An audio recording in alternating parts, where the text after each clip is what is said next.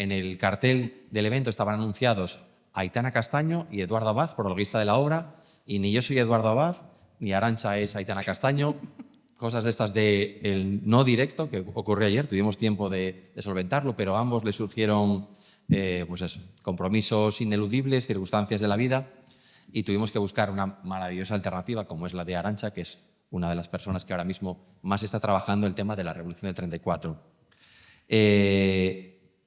Decía aquel que era un orgullo y satisfacción para nosotros reeditar la obra que 50 años después sigue siendo la obra referencial sobre el octubre asturiano. Asturias, octubre 1934, de Paco Ignacio Taibo. Una obra que ha resistido el paso de tiempo de manera maravillosa, que tiene una historia en sí misma de cómo se forjó, que seguramente luego nos maravillamos todos escuchando a Paco Taibo, y que considerábamos que después de su última edición, en el año 2013, por la Editorial Crítica, necesitaba una puesta al día y volver a ofreceros al público interesado en los sucesos de aquellos años una edición revisada y vamos, a la que le hemos dado brillo y esplendor, como la RAE. Tiene un mérito fundamental que nos explica Paco Taibo en la nota introductoria a esta edición, que es que Taibo todavía se encontró a cerca de 400 supervivientes de los sucesos revolucionarios, tanto de uno como de otro bando, y con ellos hizo una labor de testimonio oral maravilloso, que es lo que hace de esta obra algo tan especial. Cualquier historiador puede trillar los archivos, puede hacer un análisis riguroso de las fuentes documentales, pero muy pocos, y ahora mismo ninguno ya, pueden haber hecho algo tan sustancial como es que los personajes que estuvieron al pie del cañón participando de esos hechos te cuenten cómo se vive en primera persona un proceso revolucionario. Tenemos a los grandes generales, entre comillas, de la Revolución Asturiana, pero también tenemos a los paisanos y les paisanes de los pueblos, que nos cuenta que era eso de poner la camisa roja de las juventudes socialistas e ir a hacer la revolución. Estar esperando la orden insurreccional que llegó la noche del 4 de octubre de 1934. Yo como editor, la verdad que poco más puedo añadir, que es una obra que tiene 832 páginas y, sin embargo, la devoras desde el primer momento. Os costará esta noche, si la comenzáis a leer, soltarla para iros a dormir, porque es el relato de unos tiempos convulsos, pero en el, como dice Taibo también en su nota, en el que la clase trabajadora de Asturias en particular estaba dispuesta a pagar el precio más alto por conseguir su ideal. Ese pensar en colectivo les llevó a tratar de tomar el cielo por asalto y a hacer una revolución contra un gobierno de centro-derecha en el que entraba ya la derecha antirrepublicana de la CEDA y que así lo decidieron tal.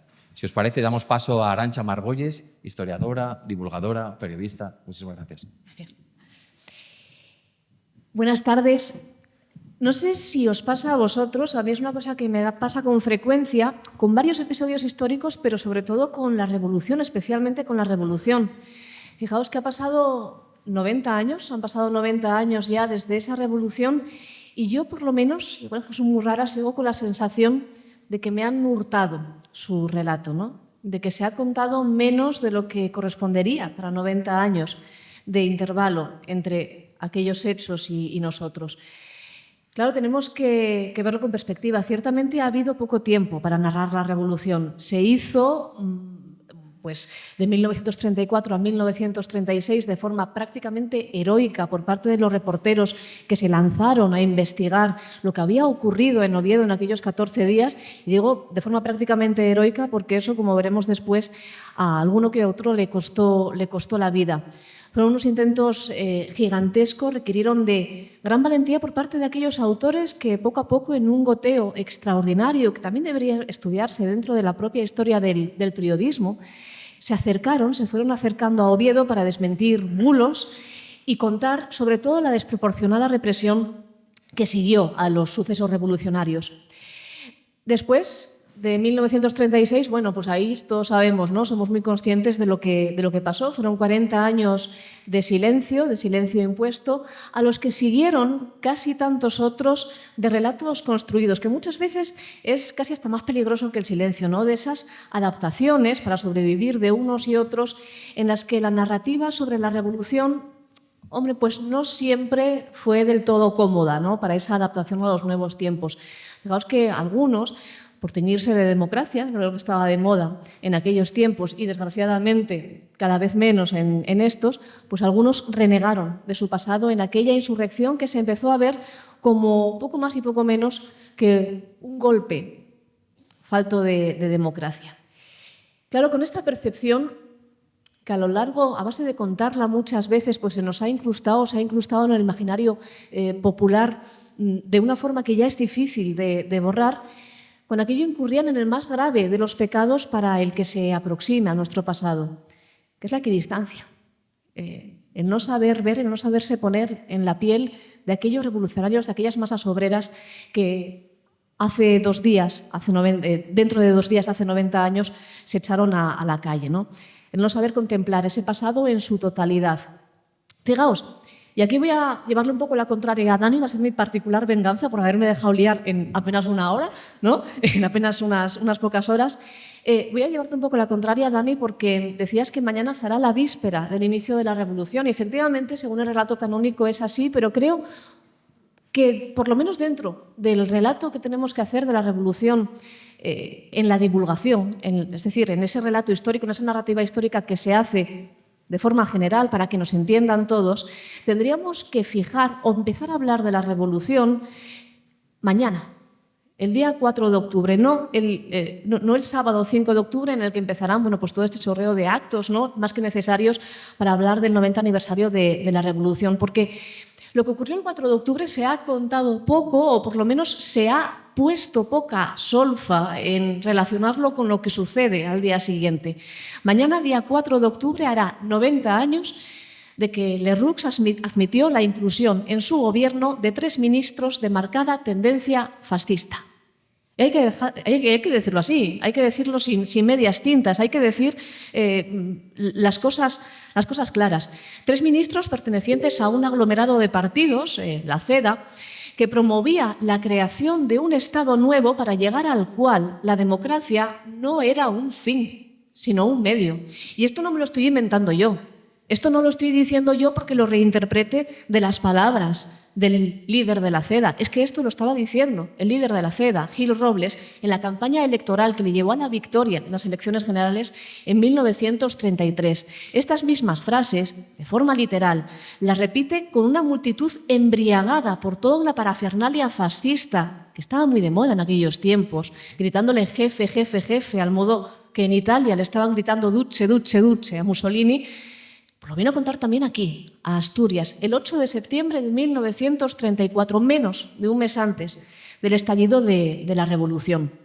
Si buscáis por ahí pues ese mitin de Gil Robles, incluso si rastreáis dentro de las hemerotecas, si buscáis los periódicos de esta fecha, pues encontraréis una excusa para haber venido a Covadonga. Gil Robles vino a Covadonga pues con todo ese aparataje fascista que, como os digo, pues estaba muy de moda, acababan de nombrar, y esto también es muy importante para no caer en esa equidistancia. Estamos hablando de septiembre de 1934. En enero de 1933, Hitler había sido ascendido a canciller en Alemania. Desde hacía ya varios años, Mussolini gobernaba con mano de hierro en Italia. Y en Austria, hacía poco tiempo también, que Dollfuss había aplastado a los socialistas. El fascismo estaba de moda y lo teníamos a las puertas de casa. Y como os digo, Gil Robles viene el 8 de septiembre a Covadonga, el 8 de septiembre de 1934, pues presuntamente por aquello que también alegan, ¿no?, los mismos de su cuerda que siguen viniendo a día de hoy a Covadonga, que es, bueno, pues por ese mito histórico, por ese relato tan importante y tan político de que Covadonga es la cuna de España, que es la cuna del cristianismo. Pero no os dejéis engañar, porque dentro de estos discursos políticos la religión es tan solo siempre, ha sido solamente una excusa. Gil Robles vino aquí porque sabía que Asturias era una tierra que era difícil de pelar, que era una tierra donde la fuerza obrera era más potente que en ningún otro sitio y sobre todo, y probablemente más importante, donde esa fuerza obrera estaba unida. Porque ya desde hacía meses la Alianza Obrera Asturiana, ya desde diciembre de 1933, en los que empezó a haber movimientos para la creación de esa unión obrera que desgraciadamente pues, no había habido en las elecciones y de ahí la derrota de la izquierda, se sabía que aquí la Alianza Obrera había sido capaz de conseguir aquello que en el resto del Estado no había sido capaz, no había habido forma de conseguir, que era el apoyo de la CNT, es decir, de que todas las fuerzas obreras, de que todas las sensibilidades de la izquierda se uniesen con un fin que no era otro más que derrotar al fascismo. Por cierto que la Alianza Obrera responde a ese mitin de Gil Robles, a esa presencia de Gil Robles, responden con una manifestación cuyo relato también se nos ha hurtado. Incluso dentro de los periódicos de la época, sobre todo los generalistas, pues se pasa de puntillas sobre esta manifestación, sobre esta forma de plantarle cara a Gil Robles que tuvo la Alianza Obrera, cuando no directamente se silencia. Con estas mimbres, de esta forma y sobre todo con estos equivalentes en Europa, más que peligrosos como la historia se encargó de demostrar después, fue como el 4 de octubre, mañana hará 90 años, la extrema derecha entró al gobierno. Y esto fue un hecho que rechinó incluso dentro de las propias filas de la derecha. Estaba viviendo una crisis gubernamental sin precedentes. Porque además estos tres ministros de corte fascista no entraban en cualquier cartera. No, lo hacían en los ministerios de Agricultura, de Trabajo y de Justicia. Es decir, en las tres patas fundamentales por medio de las cuales se llevaban meses desarticulando todas las reformas del primer bienio y todavía quedaba por hacer. Reformas, por cierto, no vamos a entrar tampoco en la mitificación de ese primer bienio, que tampoco eran para tanto. Tampoco habían sido para tanto y de ahí precisamente pues, la desunión de las izquierdas, ¿no? Hasta eso estaban intentando cortar y ahora de repente teníamos a tres ministros fascistas en Agricultura, en Justicia y en Trabajo. No había que ser muy listo, y Lerroux, desde luego, y todos los que lo acompañaban, pues lo eran bastante, como para saber que esta decisión iba a levantar llagas, no solamente, como os digo, en el espectro de la derecha, donde sí que las levantó, sino que también podía generar acontecimientos como los que fueron generados. Tal día como mañana, al mismo tiempo que se nombraban estos tres ministros, el 4 de octubre, llegó la orden gubernamental a la fábrica de armas de Oviedo, la de La Vega, de inutilizar sus fusiles por lo que pudiera pasar en las horas siguientes. Por cierto, que esto genera una anécdota bastante curiosa, bueno, un hecho bastante curioso, que es que al fin de la Revolución se va a juzgar al director de la fábrica de armas de Oviedo, de La Vega, poco sospechoso de simpatizar con los revolucionarios, porque no había ejecutado esa orden ipso facto. Él evidentemente alega que en cuestión de horas él no tiene tiempo como para inutilizar todos los fusiles que alberga la fábrica de armas y que en su defecto lo que había hecho había sido desplazar, movilizar todas las cajas de munición, cientos de cajas, y llevarlas hasta el cuartel de Pelayo, que estaba a apenas unos metros. Por este delito fue condenado a muerte. Es cierto que esa sentencia nunca se llega a ejecutar, pero ahí está. En fin, que ahí y así nació la Revolución, un 4 de octubre también. Pero esto no suele contarse y creo que se ha cometido un error al no contarse esto de forma directamente relacionada con la Revolución dentro del ámbito de la divulgación, que nos hayamos quizás centrado más en lo que fueron los combates, en lo que fueron las balas, en lo que fue la pólvora, que no se hayan contado las causas políticas. No se contó, desde luego, durante los 40 años de franquismo, evidentemente, no se podía. Y si hoy estamos contándolo aquí, podemos contarlo mal que bien, ¿no? con todas esas trabas, pero contándolo a fin de cuentas, es gracias a obras valientes como esta que tenemos aquí. Asturias 1934 es una obra que ya conocíamos todos, como bien dice Dani, pues es considerada, porque lo es, la obra fundacional de la historiografía sobre la Revolución, pero merecía una reedición. Por todo eso que os comentaba Dani, porque fue una obra que contó con la fuente directa e inestimable de mucha gente que ya no está y que sienta esas bases sobre la historiografía, sobre la Revolución. Mirad, el otro día, estos días que son una vorágine, ¿no?, para los historiadores, de artículos, de intentar hacer llegar a la gente, ¿no?, lo que sucedió estos días hace 90 años, hablaba con un compañero del comercio, hablaba con Pablo Antón Marín Estrada, hablando sobre la bibliografía de la Revolución, y comentábamos que había poca, por lo menos en relación a lo que supuso, al hito enorme que supuso ese golpe contra la mesa, ¿no?, ese choque brutal de la Revolución, ese choque que supuso ver cómo la masa obrera era capaz de plantarle cara al Estado y resistir en un combate de David contra Goliat durante 14 días. Sin embargo, hay pocos libros, hay pocas investigaciones que se lancen a hacer esto, menos de las que debería.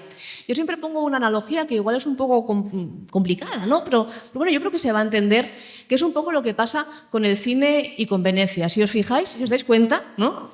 No hay ni una sola peli buena, Muerte en Venecia quizás, pero nada más, no hay ni una sola peli buena que haya sido rodada en Venecia. Y esto tiene una explicación, es que Venecia es mejor que un escenario. Venecia es la obra de arte en sí y se come con patatas cualquier otra obra de arte que se intente hacer en ella. Por eso todas las pelis que han sido rodadas en Venecia son malas. Libros en la historiografía de la Revolución del 34 no es que sean malos, tenemos libros buenísimos acerca de esa historiografía, pero como os digo, pues se queda corta. Como si los historiadores, y ahí entono también el mea culpa, hubiéramos tenido un poco de vértigo a la hora de afrontar un hecho tan trascendente, un hecho tan potente, un hecho tan importante como este. Claro que no todas las culpas van a ser nuestras, ¿eh?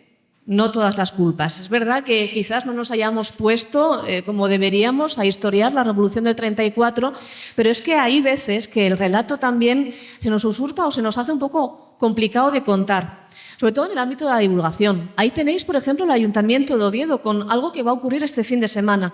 El Ayuntamiento de Oviedo, que cuando está en manos de la derecha, sistemáticamente excluye de su programación las rutas históricas sobre la Revolución. Ojo, rutas históricas, no estamos hablando de rutas políticas ni de rutas partidistas, rutas históricas que cuenten el desarrollo de la Revolución, que fue el hecho más importante ocurrido en Oviedo en los últimos 90 años y probablemente más tiempo, ¿no? Este sábado se va a celebrar la Noche Blanca y va a ser una muestra más de esa censura, ¿no?, de esa exclusión del relato de la Revolución en las calles de Oviedo, que fue la ciudad en la que principalmente se desarrolló.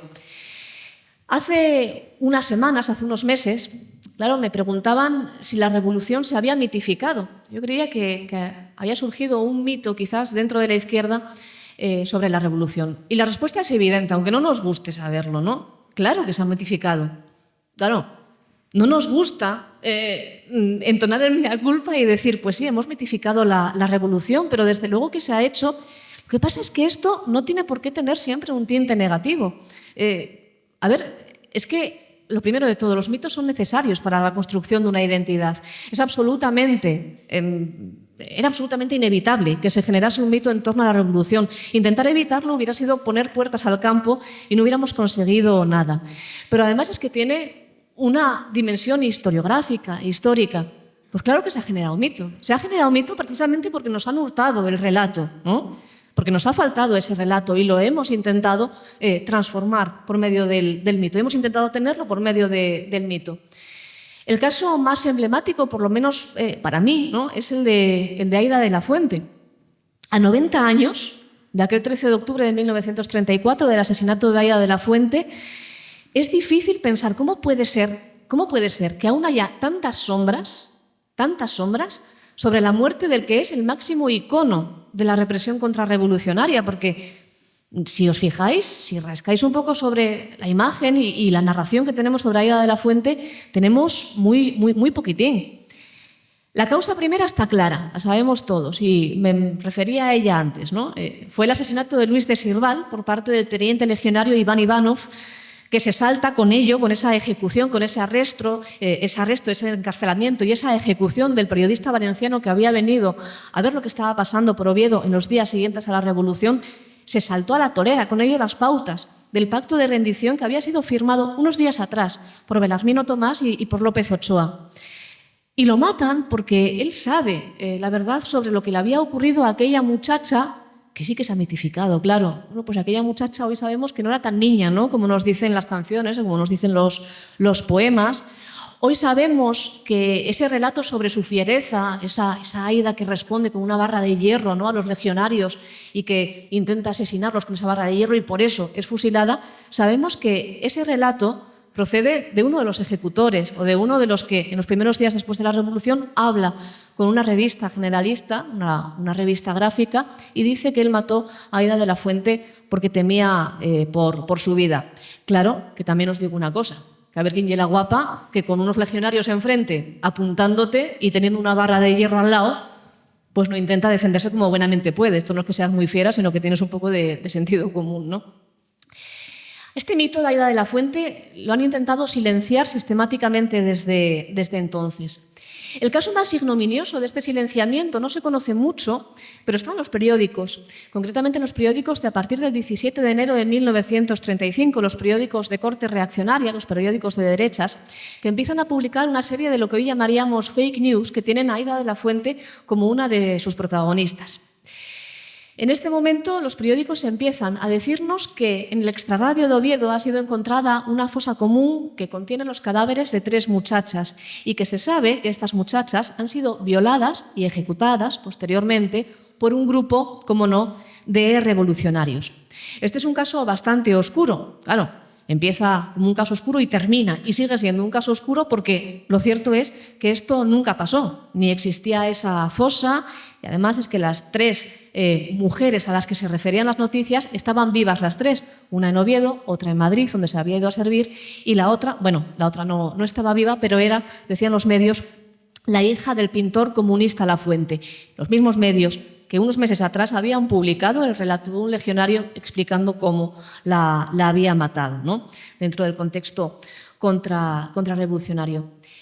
Os decía antes, y con esto ya acabo para dejar paso al auténtico protagonista de esta velada, todas estas fake news llegan en un momento clave de esto que os estoy comentando del relato silenciado. Llegan precisamente cuando se está generando ese mito de Aida de la Fuente.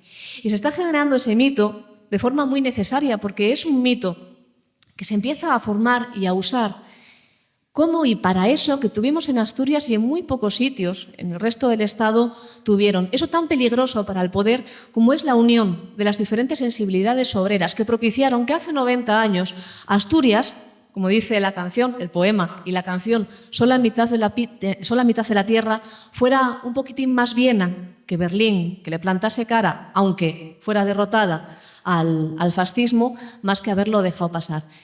Eso fue lo que hicieron hace 90 años. Eso fue lo que ocurrió en la Revolución de hace 90 años. Ahora, a casi un siglo después, lo único que podemos hacer para permanecer, para potenciar esa unión tan necesaria aún hoy, es precisamente dar luz a esos sucesos, es dar luz a la Revolución de Octubre. Y este acto, este libro y todos los que se desarrollarán a partir de ahora, durante las siguientes 2 semanas, son la mejor forma de hacerlo. Muchas gracias.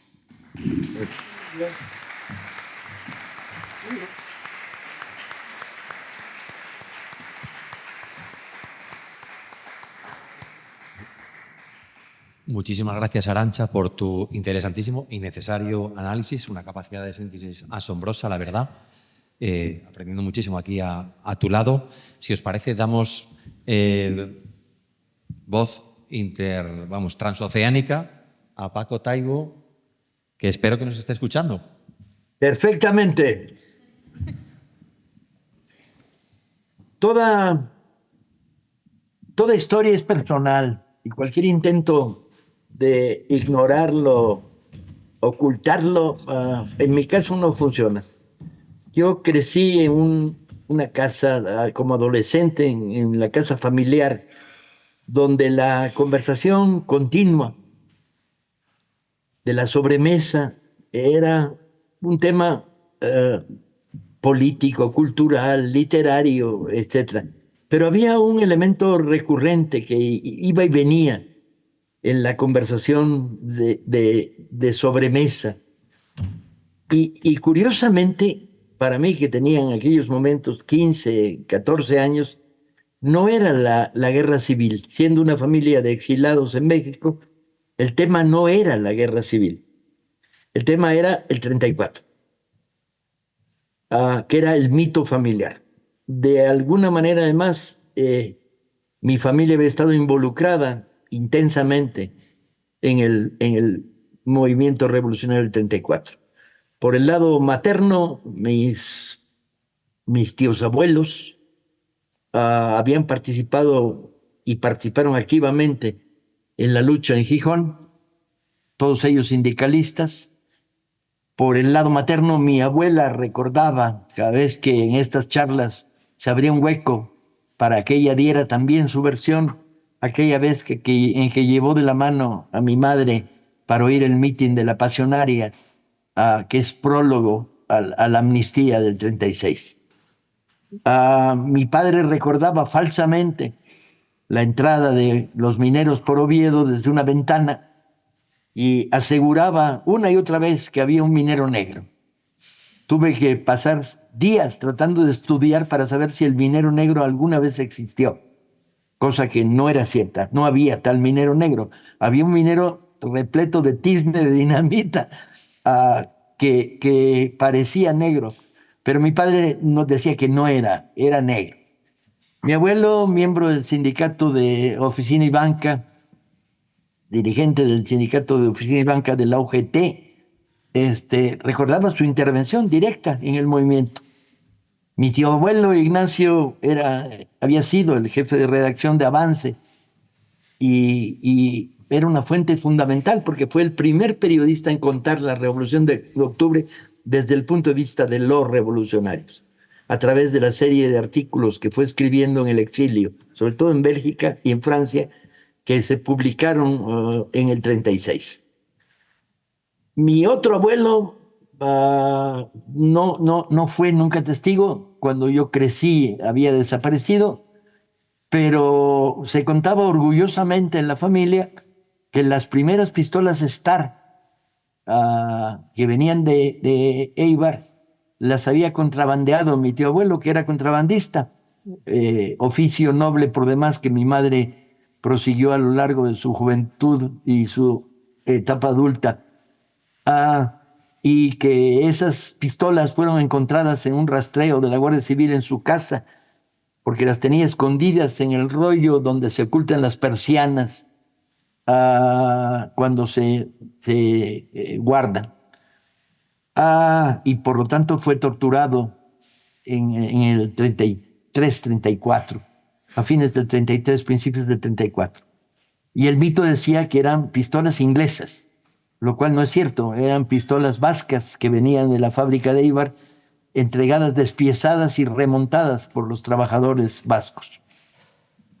El mito del octubre y sobre todo una figura de la que se hablaba una y otra vez, que era Javier Bueno, el director de Avance. Uno de los periodistas más interesantes con los que yo he tenido contacto a través de la lectura a lo largo de mi vida. Y que hace que cuando me pongo a trabajar en el 34, una de las líneas de investigación es cómo ideológicamente a través de Avance, el periódico de los socialistas asturianos, se cocina la revolución. Por lo tanto, cuando me encuentro en una etapa de mi vida en la que quiero hacer historia por primera vez, había estado haciendo pequeñas cosas sobre luchas obreras en México, digo, tengo que enfrentar el propio mito familiar. Entonces, esto es una historia personal. La decisión de ir a Asturias a escribir Octubre fue una decisión que me tomó 2 o 3 años de mi vida en aquella época. Me apasionaba esta idea de toda historia es familiar y me sentía como obligado a rendir cuentas a mí mismo sobre esta historia familiar que si no la contaba la hubiera cargado el resto de los años de mi vida como deuda. Pero el segundo elemento es que toda historia, no hay historia inocente. Y la mía no era una historia inocente, ni mucho menos. Desde el origen había decidido tomar partido por los insurrectos. Mi propia formación como sindicalista, luego en los años de juventud en México, me hacía que el fenómeno del octubre asturiano resultara tremendamente atractivo. La manera como el libro se fue construyendo y escribiendo tuvo un momento muy afortunado cuando Silverio Cañada, sabiendo que estoy investigando el tema, me propone que lo hagamos no como un libro tradicional, sino como una consecución durante 32 semanas de fascículos con venta en la calle a precios muy bajos, que además yo le sugiero que cada fascículo incluya una sección diciendo qué sabes y qué no has contado. De tal manera que el libro en sí mismo, en su construcción, va recibiendo sistemáticamente opiniones, ideas, fotos, testimonios, manos que se levantaban diciendo, yo quiero contar una parte de esta historia. Pensar que está escrito en los años 70, recién caído el franquismo, que mis investigaciones en esos momentos se producen en condiciones todavía no muy claras de la apertura democrática en aquel momento en España, y que cuando trabajo en el archivo de Salamanca durante días, lo hago con una foto de Franco enfrente. No la habían quitado todavía, ni la iban a quitar. De tal manera que Franco me miraba desde la pared mientras yo estudiaba la historia de la Revolución del 34. Fue muy afortunado la decisión en el sentido de que, habiendo iniciado en esos momentos el trabajo de reconstrucción, yo tenía dos ideas muy claras. La primera era, la historia tiene que ser narrativa, tiene que ser testimonio, fuente confrontada, trabajo riguroso de reconstrucción de hechos, pero también tiene que encontrarse una manera de ser contada que se haga accesible a los nietos, los herederos y los supervivientes. Por lo tanto, estuvo jalonada la investigación sistemáticamente de recorridos por varios países y de momentos emocionantes. Desde la conversación de 3 días con Onofre García Tereador en San Miguel Allende, que era la primera vez que hablaba sobre el 34, siendo una de las figuras claves del anarcosindicalismo en esa época y luego durante la Guerra Civil, resultaba tremendamente emocionante. Las conversaciones con Almeida, que en aquellos momentos vivía ya en el Sanatorio Español, ya muy envejecido, y con el que yo tenía discusiones absolutamente absurdas y locas, como diciendo, pero tú en el Naranco traías una camisa roja. Y él me decía, ¿cómo lo sabes si tú no estabas ahí? Y yo decía, haz memoria. Y él decía, espera, sí, traía una camisa roja, pero ¿tú cómo lo sabes? Y entonces yo sabía porque otros 2 testigos me habían contado a Almeida con su camisa roja recogiendo los famosos fusiles del Turquesa en el Naranco, que por cierto no eran fusiles del Turquesa. El mito del Turquesa, logré hablar con uno de los pilotos del Turquesa y entrar en la verdadera historia y el descubrimiento de archivos inaccesibles en aquella época. La primera colección completa de avance que pude consultar estaba perdida en la Hemeroteca Municipal, la Municipal en Madrid. Ahora ya hay 2 o 3 colecciones de avance accesibles en Asturias y en el resto del país. El descubrimiento con Aquilino de la lata de galletas, que fue un momento fundamental. Aparece de repente en mi vida Aquilino, anarcosindicalista de la Felguera, me dice, Paco, vamos a desenterrar la lata. Y ahí nos vamos con una pala, la pala la puso él, y yo nada más puse la voluntad, a desenterrar la lata donde estaba uno de los archivos de la Alianza Obrera desde el punto de vista de la CNT. La correspondencia con Gorkin, los archivos de Mateo, Mateo, el abogado de los presos políticos, que cuando lo descubrí iluminó todo un momento, el archivo de Vidarte, las largas conversaciones con Pura Tomás, que me cuentan el fervor desde abajo de las juventudes socialistas en toda la cuenca minera, y el recorrer las cuencas. Me las pateé para arriba y para abajo, buscando lugares, testimonios, en algunos casos de una manera muy divertida, como cuando la Guardia Civil nos detuvo a Silverio y a mí en La Viana por estar tomando fotos de un cuartel, porque todavía no era así como muy políticamente correcto venir a tomar fotos de un cuartel de la Guardia Civil. la gestión de la obra, yo no tenía conciencia histórica, en el sentido de que no me daba cuenta de que iba a ser la última oportunidad de recabar cientos de testimonios de primera mano, fotografías, escritos, artículos periodísticos perdidos, archivos personales, correspondencia. Y además era una época en la que yo como historiador, mis elementos técnicos eran tremendamente primarios. Eran unos cuadernitos de este tamaño, ¿sí?, repletos de notas, una sola grabadora de bolsillo de este tamaño que tenía una sola cinta, de tal manera que yo entrevistaba a alguien, lo transcribía y sobre esa misma cinta volvía a agarrar a otro, de tal manera que las cintas de las entrevistas se perdieron, no existen. Existen mis notas nada más de cada entrevista.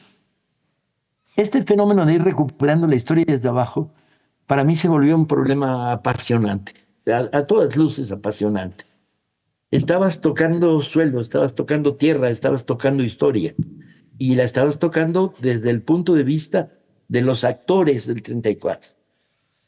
Puedes decir que el 34 tiene diversos autores, en una perspectiva nacional, las diferentes posiciones dentro del Partido Socialista, las diferentes posiciones dentro de la CNT, abstencionistas de cualquier movimiento político y conflictuadas y confrontadas con el socialismo.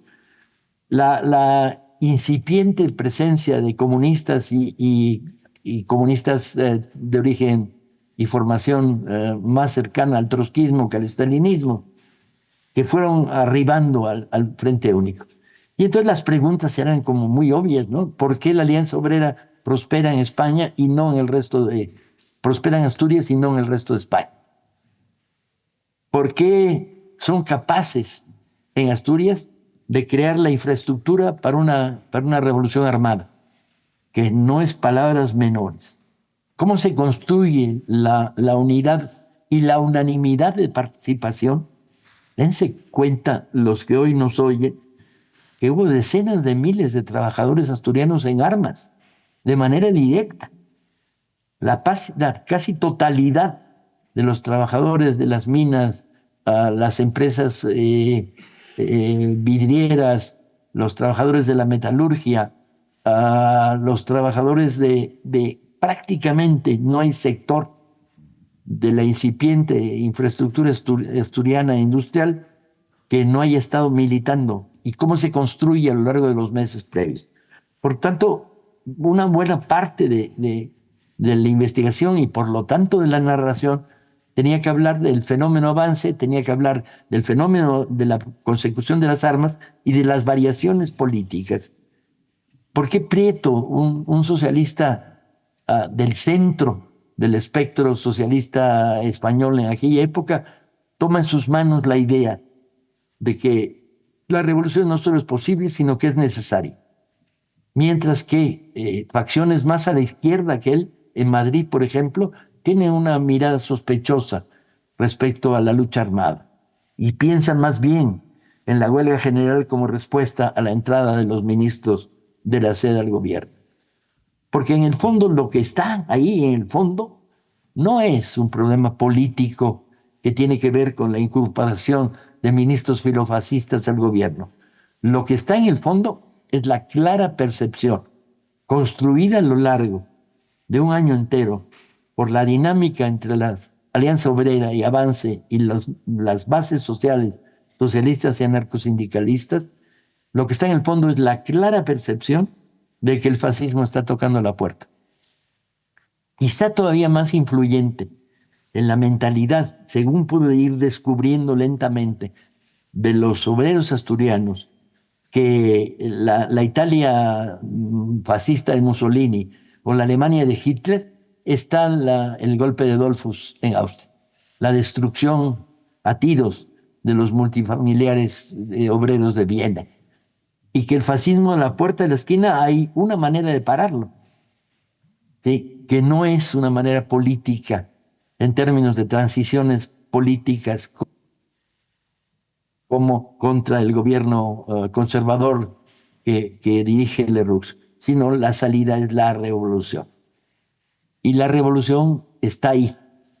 Y cuando la clase obrera se levanta en armas en Asturias en el 34, no se levanta en armas para parar a la seda, no, se levanta en armas para hacer la revolución social.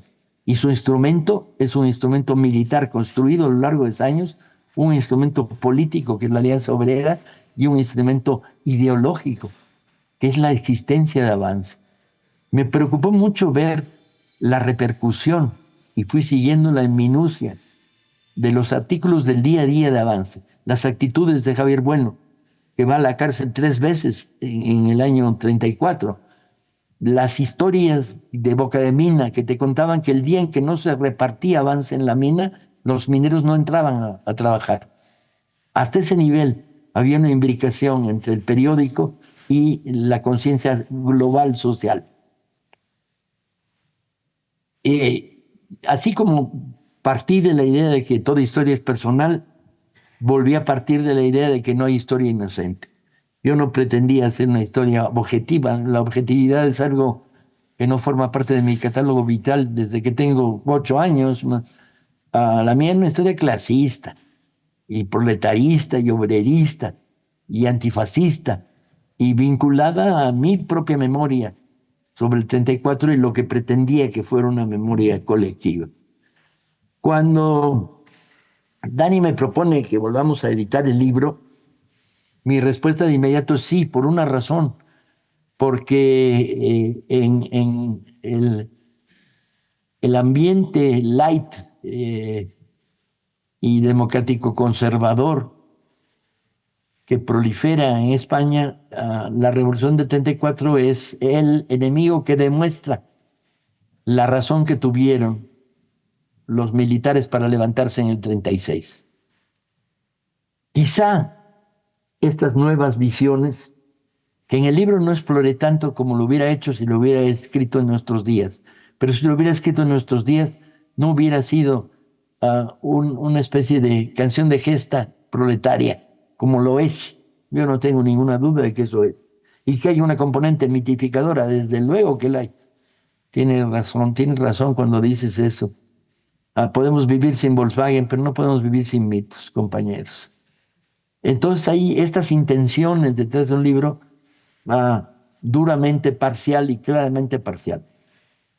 Cuando escribes la historia del 34, encuentras que la historia del 34 no son las 2 semanas escasas de lucha armada, sino una construcción que dura a lo largo de todo el año 34, político-social, de activismo integral, total,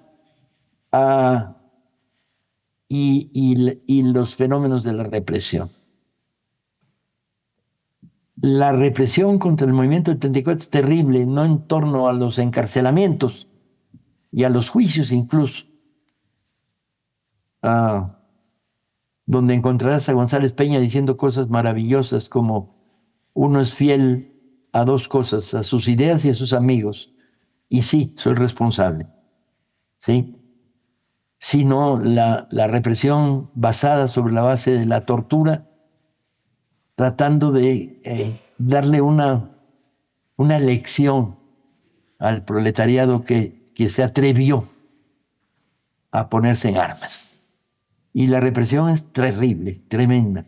Y ahí sí pude recabar una cantidad directa de información de los reprimidos, de la función de ciertos personajes oscuros en la historia de España, como el comandante Doval,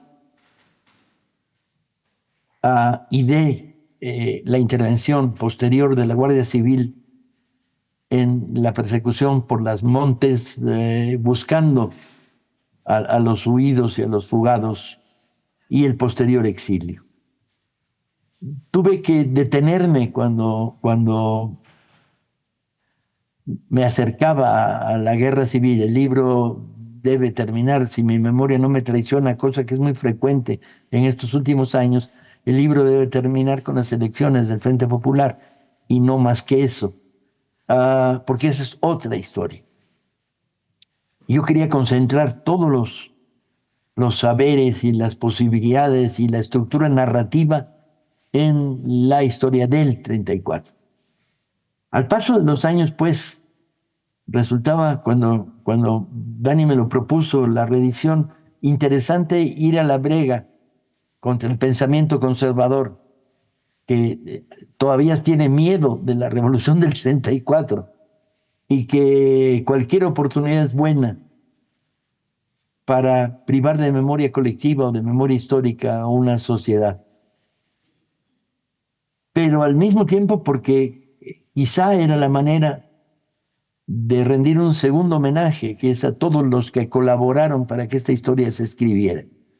Hubiera sido imposible escribir la historia del 34 cuando yo la escribí si no hubiera sido por la facilidad que me dieron a los participantes de manera directa o indirecta, los hijos, los que sabían algo, los que tenían una foto, los que habían contado una historia, y el desparramado periodístico que la Revolución del 34 produce en la época de la República.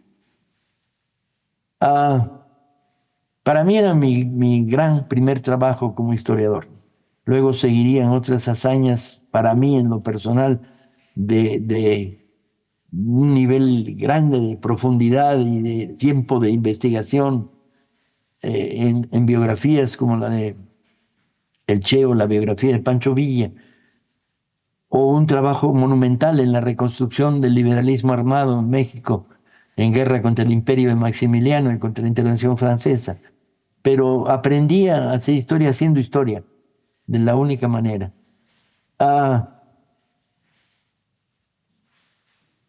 Me preguntaréis si estoy contento con los resultados. Tendría que volver a leerlo y espero que mis copias del libro lleguen pronto a México, que las mandaste pero no han llegado todavía. Están perdidas en algún lugar interoceánico. Y yo no sé si tendré el valor de volverlo a leer con pensamiento crítico. Porque ya a estas alturas de mi vida, el pensamiento crítico que le den, ¿sí? No aspiro a adquirir silla de honores ni elementos de objetividad y de revaloración.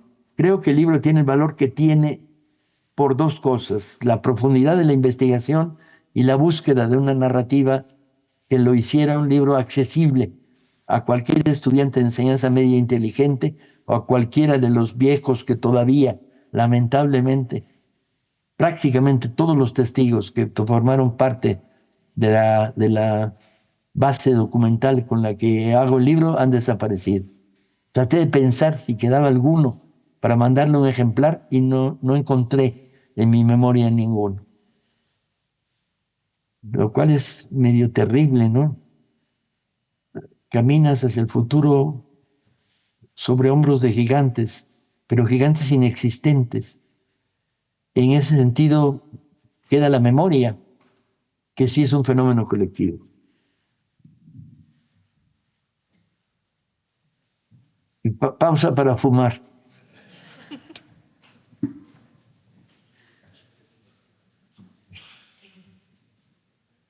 Les dejo la palabra si quieren que les cuente más cosas, pero también puede ser interminable el contadero de cosas, porque el anecdotario de la construcción del libro, casi si tuviera tiempo y se vuelve una novela, ¿no? La persecución de alguien que no quería decir después de tantos años qué había hecho en el fenómeno revolucionario, si había estado o no en las barricadas del Llano. Cuando lo escribí, todavía no era absolutamente fácil el reconocimiento de activos. Usted estuvo ahí, sí estuve ahí. ¿Tiraste tiros? No. Yo solo cargaba los fusiles del que estaba al lado, ¿no? Y por eso cuando te capturaron tenías las manchas en las manos de cordita, sí, por andar sosteniendo el fusil de no sé quién, pero me apalearon de todas maneras, eso no importaba, ¿no? Y luego la gente narrando la represión y las torturas se vuelve tremendamente emotivo. Mi tío abuelo, contando su paso por las adoratrices, un día se atrevió a mostrarme 2 fotos suyas, una de 6 meses antes de haber entrado al convento y otra el rostro que tenía cuando salió. Y era tan terrible las huellas de la tortura que no podía dejar de conmoverte. O cuando le dije, te pido un favor, dibújame, mi tío abuelo Ignacio, pintor y secretario de Avance, hizo para el libro dibujos basados en su memoria. Y yo a veces me daba miedo pedirle que fuera más abajo, más allá. ¿Qué les puedo decir? ¿Estoy contento con el libro? Sí, estoy contento. ¿Estoy contento con la redacción? Sí, estoy contento. Estoy contento porque salte por ahí algún historiador de derecha, diga, horror, me encantaría, ¿sí? que tal cosa vaya a suceder y va a suceder. No me extrañaría en lo más mínimo que la fauna conservadora despotrique contra un libro absolutamente militante como este.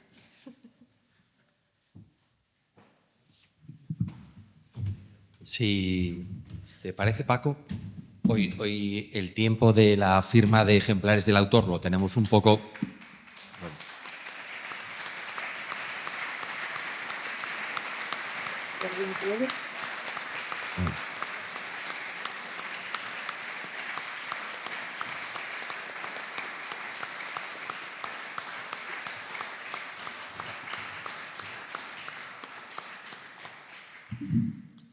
Pues casi me salto el turno de los aplausos al autor, que después de esta maravillosa oficio de contador de historias que nos acaba de realizar Paco Ignacio Taibo, la verdad hubiera sido pecado. Decía que ese tiempo que normalmente dedicamos a la firma de ejemplares, en esta ocasión lo tenemos un poco complicado, de modo que si os parece, y si las cuestiones técnicas nos lo facilitan, podríamos abrir un turno de unos minutos de palabras con este micro, por ejemplo. Sí. Vale, os hago yo aquí. Venga. Si alguien se anima a aprovechar el lujo de tener a Paco Ignacio Taibo hablándonos de una de sus obras canónicas, le acerco yo el micro y le hace llegar a Paco su palabra o su comentario. ¿Alguien que rompa el hielo?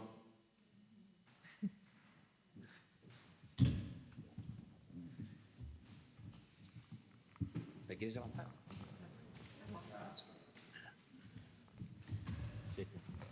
Hola, buenas tardes a todos. Buenas tardes, Paco. Si nos puedes contar alguna anécdota de tus andanzas con Silverio Cañada en esos días que andabas por la cuenca. ¿Alguna más aparte de la de las fotos que casi nos dejan hacer en el cuartel de la Guardia Civil de La Viana?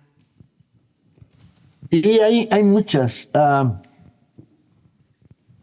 La comunicación por parte de Ceferino. Yo sé dónde están enterrados los muertos en Carballén, en la represión del 34. Y entonces ahí vamos Silverio y yo a buscar a Ceferino, mismo que dice, yo tenía 13 años, pero están ahí. Y vamos recorriendo la búsqueda de una fosa que no existía, para luego descubrir que Ceferino tenía tanta peor memoria que Silverio y que yo juntos, y que por lo tanto no era ahí, sino era en algún otro lado. Pero el testimonio de aquel que fue adolescente, que tenía 13 años, se volvió particularmente emotivo. Pero hubo otros momentos mucho más emotivos. En aquella época yo escribí la historia, la parte de la redacción la hice en Gijón, y las primeras presentaciones, cuando el libro salió, había en la primera fila, algo que a mí me conmovía profundamente, un grupo de mujeres vestidas de luto. Y este grupo de mujeres vestidas de luto eran viudas de combatientes, no necesariamente del 34, pero sí del 34 y la guerra civil. Y al final de una de las charlas, llegaron todas ellas armadas con paraguas, porque en Gijón dar una conferencia sin paraguas puede ser gravísimo. Y llegaron y dijeron, ¿qué podemos hacer? Me dijo este clan de 7, 8 mujeres vestidas de negro. y porque nos ofrecemos para cuidar a tu hija. Marina en aquella época tenía 2 años, ¿no? Para que tú puedas salir, investigar. Paloma en aquella época también estaba trabajando y se volvieron las nanas de mi hija. Pero en el fondo yo dije, no, estas vienen a hacerme esta generosísima oferta y amable, pero no, era mi guardia de corps. Estaban esperando a que algún fascista asistiera a una de mis conferencias para agarrarlo a paraguazos, según confesaron más tarde. Entonces era muy emotivo salir de una conferencia rodeado de 6 mujeres mayores ya, viejas, emparaguadas, que eran tu guardia de corps, que indicaba también cómo el libro había calado en un sector, el de todavía los supervivientes. Afortunadamente, el libro pudieron leerlo en su primera edición varios de los testigos, no todos porque muchos se habían muerto, pero varios de los testigos y varios de los hijos de los testigos, los nietos de los testigos. Entonces esta guardia de corps de mujeres vestidas de luto y emparaguadas forma parte de mis mayores orgullos personales.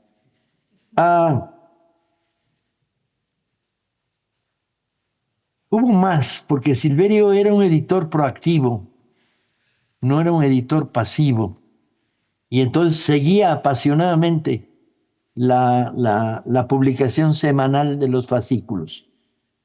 Y frecuentemente íbamos a ver el lanzamiento del número 3 en La Viana o del número 5 en Mieres, cuando llegaban los puestos de periódicos. Y era muy emocionante, porque en la Asturias, de cuando fue escrito la Revolución, el libro de la Revolución del 64, que es en el año 70 y qué, 76, 77. 76, 76 y 77. 76, 77, había todavía un sindicalismo clasista muy potente, y esta relación del pasado y la memoria era una relación activa y viva. Y entonces era muy notable ir a ver el lanzamiento del fascículo en las cuencas mineras, excepto la zona de los blancos, donde ahí no prosperó nuestro libro.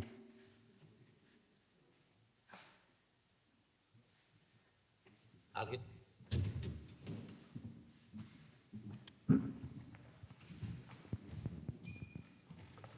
Hola, buenas tardes. Muchas gracias por la conferencia. Quisiera saber, por lo que yo he leído, que ha sido lo que he podido, que nos contases alguna anécdota, que sé que hubo hechos muy trágicos, sobre alguna conquista, algún asalto a algún cuartel de la Guardia Civil. Y sobre todo, la segunda pregunta, si es posible, ¿por qué no pudieron los revolucionarios conquistar Oviedo?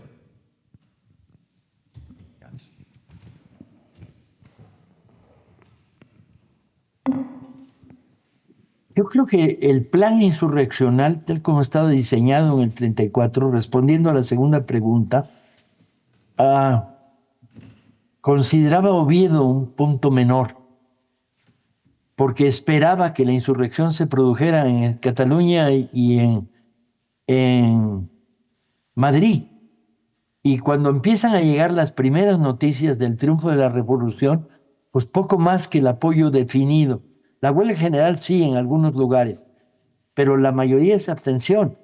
Y lo que pasó en León, donde lamentablemente no pude hacer una investigación en profundidad, que es el otro sector que participa activamente en la Revolución del 34. De tal manera que militarmente la Revolución Asturiana adquiere desde el origen una situación defensiva para impedir que entren las columnas de apoyo que vienen de Galicia, las columnas de apoyo que vienen por Campomanes, las columnas de apoyo que van hacia Gijón. Cercada la revolución, después de la victoria y la toma de los cuarteles, no tiene la energía para dar la batalla final en Oviedo,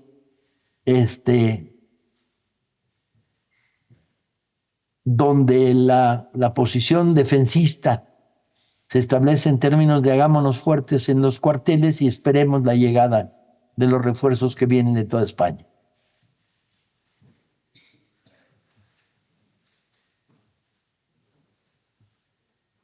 Y respecto a las batallas por los cuarteles, es que hoy resulta relativamente sencillo decir que ese cuartel fue barrido a tiros y a cartuchos de dinamita. Pero para tirar una piedra necesitas una distancia. No puedes tirar piedras con eficacia a más de 30 metros. Y para tirar un cartucho de dinamita necesitas eso. No, por lo tanto, había que salir a dar la cara frente a la defensa de los cuarteles a metros de la zona de combate. Lo que era abrumador era la unanimidad. Y por eso cayeron los cuarteles de la Guardia Civil tan rápido en toda Asturias. Porque enfrentaban grupos armados o semiarmados de 200, 300, 500 obreros en cada uno de los casos. Una revolución que nunca contaría con cañones, a pesar de haber tomado la fábrica de Trubia, no sería su gran poder. Su gran poder estaría en el fusil y en la dinamita combinados. Tengo que volver a leer el libro. Me están condenando ustedes a la relectura. En tiempos en los que una relectura de un libro de 800 páginas implica una semana larga o dos. Diciendo esto.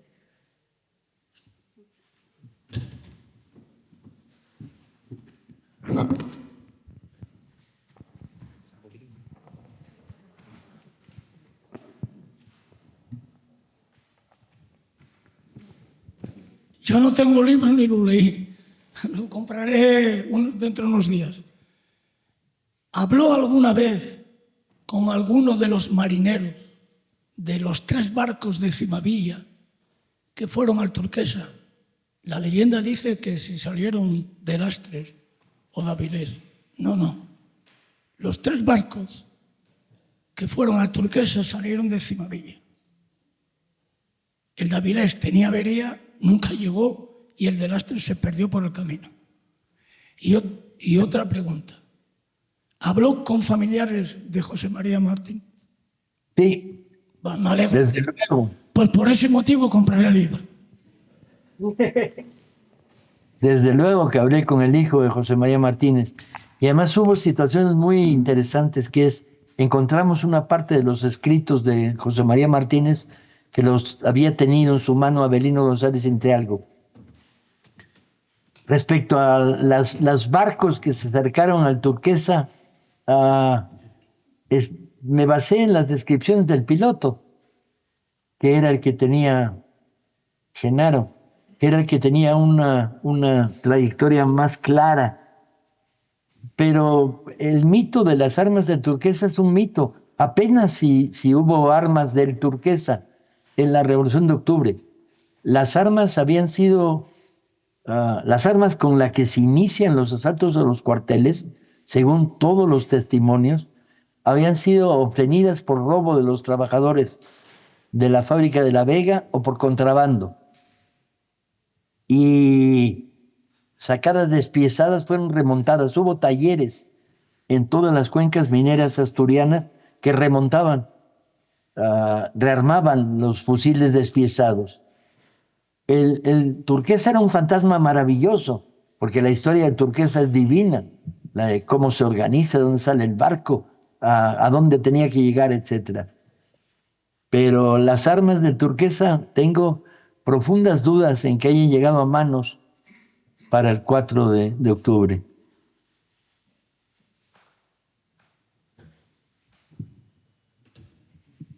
Insisto, tendré que releerme a mí mismo. Me están poniendo ante la urgente necesidad de releerme, man. Piensen de repente que es un libro escrito hace muchos años y que la memoria de uno no es lo que era antes, cosa que ustedes pueden comparar con sus propias memorias. Después de eso me metí en investigaciones de largo aliento, de años, y que se sobreponen Entonces los 7, 8, 9 libros de historia o historia narrativa que he escrito se amontonan uno arriba de otro, de tal manera que la memoria traiciona. Y llega un momento en que te preguntas, ¿esto cuándo lo pensé? ¿O cómo lo escribí? ¿O por qué traté de escribirlo de esta manera?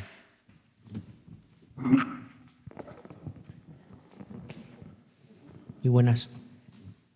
Yo quería preguntarle, después de todos estos años, ¿cuál cree que es el mensaje, la lección, no sé, el resumen, la lección para la historia que nos deja la Revolución del 34 en Asturias? Muchas gracias. Yo creo que varios. La primera, obvia, es si hubiéramos ganado el golpe militar del 36, no se hubiera producido. Pero hubiera sido una extraña historia, una república social anarquista, de Frente Popular, de Alianza Obrera en la España del 34. ¿Saben qué? Uno tiene que tener mucho cuidado al hacer historia de futuros, porque entras en el territorio de la ficción. Las razones de la Alianza Obrera, de la clase obrera asturiana, con una notable unanimidad, y esto es lo que la hace sorprendente, son que de verdad creían que la única manera de cerrar la puerta al fascismo que se estaba produciendo en toda Europa era la revolución social. No había otro camino para parar el fascismo. Curioso que las elecciones del 36 recuperen las virtudes de la democracia electoral, pero si ustedes las estudian con cuidado, el gran motor de las elecciones del 36 es la amnistía. Parece que quedaba ahí la respuesta de Paco Ignacio Taibo. Estamos a tiempo de una última pregunta, si os animáis a hacerla. ¿Sí? Una más, Paco. Hola, buenas tardes a todos. Me llamo Pablo. Quería hacerle dos preguntas. La primera, con respecto a la metodología de trabajo cuando llegó a Asturias a iniciar lo que fue la recogida de datos, ¿cuál recuerda que fue la impresión que tuvo? Y con respecto al momento de comenzar a realizar las publicaciones, ¿recibió algún tipo de presión negativa o algún tipo de intencionalidad para que el trabajo no se publicase? Gracias. A la segunda pregunta, no. Si hubo presión, habrá ido sobre Silverio. Yo ni la sentí ni me la transmitió. Respecto a la primera parte, cuando llegué a seguir la investigación en Asturias, parte de la idea de que yo la había empezado en México con el exilio. Y esto me había permitido una primera base de sustento. Y llegaba a Asturias ya con una buena dosis de entrevistas realizadas en el exilio, tanto con socialistas como cenetistas como comunistas. Tuve algunas oportunidades notables que cuando hoy las veo al paso del tiempo es ¿por qué demonios no grabé de una manera más profesional? Y la palabra metodología, hoy al uso, en aquella época era mi grabadora, mi cuaderno de notas, y que en aquella época yo tenía una letra legible. Porque si llego a hacer la investigación en nuestros días, mis notas a mano no las leería ni mi madre, y menos mi hija. Mi madre ya no puede, pero mi hija no iba a poder leerlas. Entonces tenía en aquella época una letra legible, redondilla, porque los cuadernos, que fueron como 30 cuadernitos repletos de notas, al paso del tiempo, horror, ¿qué sería aquello? Piensen que el libro fue escrito en una época precomputadora, con un Olivetti 33 de mesa, que se trababan las teclas y que se le acababa la cinta a cada rato, corregida a mano y revisada por el equipo editorial de la editorial Júcar. ¡Puf! ¿Alguien le dio miedo contarte la historia? Me pregunta aquí mi hija si hubo testigos que tenían miedo de contar la historia. Sí, con frecuencia. Me encontré a a personajes que empezaban a contar, sobre todo en Asturias. Estaba demasiado cerca al franquismo como para poder sentirse en absoluta libertad. Eran cosas que se habían callado durante mucho tiempo. En el exilio no, fue mucho más fácil. Prácticamente nadie tenía miedo a contar. En el exilio el problema era ir más allá de los futuros conflictos en la izquierda. Ir más allá del conflicto socialistas-comunistas, comunistas-anarquistas, que en el 34, afortunadamente, cuando hablabas con ellos, había mentalidad de Alianza Obrera, de Frente Popular. Pero cuando alguien le preguntaba, bueno, ¿y hablaste con no sé quién? De repente, si era socialista, le decía, pero ese es comunista, esa era comunista. Y este sectarismo que imperó durante la Guerra Civil y posteriormente, y a la fecha, cuando yo estaba trabajando en el libro, más aún, si hablabas del 34, había menos conflicto. Miedo sí. Cuando trabajé en el libro en los 70s, todavía había dudas de voy a contar. O de repente llegaba alguien y decía, oye, mi padre quiere hablar contigo. ¿Y por qué no vino él? No, porque no. Tú ven conmigo y vamos a ir a verlo al bar de no sé qué. Por cierto, la tradición asturiana de hacer historia en bares es monumental en mi caso. Menos mal que no era bebedor de alcohol, si no este libro me hubiera vuelto un alcohólico profundo, porque de cada 10 entrevistas en Asturias, 8 eran en bares.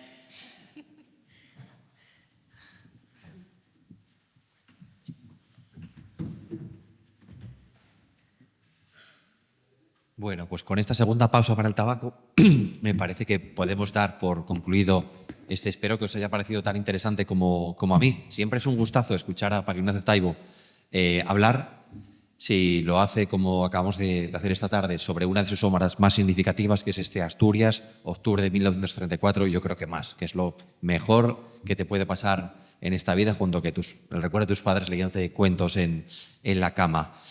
Muchísimas gracias, Paco, por estar ahí, por haber hecho esto y por seguir ofreciéndonos obras interesantes. Saludamos también, aprovechamos para Marina, que me parece que es el nombre de tu hija, que debe estar en la sombra, a la que pues aprovechamos. Un saludo. Saludos a todos. Y por esa pregunta tan interesante. Y nada más, os animamos a que os acerquéis al puesto de la librería La Buena Letra, que es quien hoy se encarga de la venta de libros, y que adquiriendo vuestro ejemplar facilitéis que Hoja de Lata y que Paco Ignacio Taibo os puedan seguir ofreciendo obras tan interesantes en el futuro. Muchísimas gracias a todos. Sí, una última cosa. Gracias a Hoja de Lata. Me ha reconciliado con mi propio pasado. Yo me he hecho historiador con este libro. Narrador, novelista, periodista, lo era ya. Pero este libro me hizo historiador y me reconcilia con las razones por las cuales lo escribí, que siguen siendo las mismas razones por las cuales escribo hoy un libro de historia. Muchas gracias a Hoja de Lata. Buen trabajo. Por cierto, cuando me manden mis libros, mándenme los nuevos textos de Hoja de Lata, que no los tengo. No, mentira.